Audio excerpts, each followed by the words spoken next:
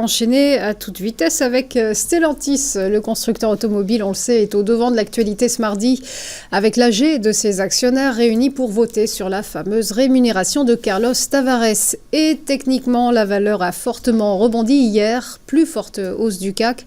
Alors question, la dynamique est-elle toujours haussière ou bien quelques obstacles se dressent sur la route du titre ?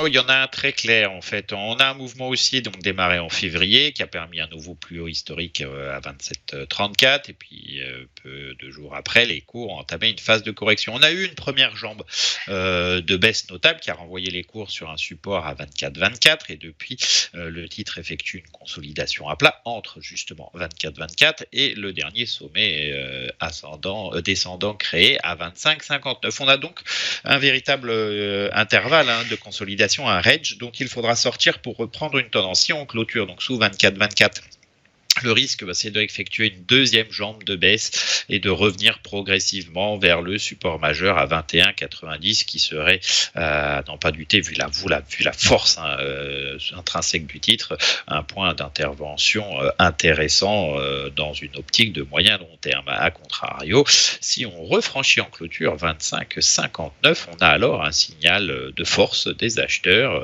La tendance précédente peut permettre un retour sur les plus hauts, voire les franchir. Il faut donc surveiller Stellantis dans les jours à venir.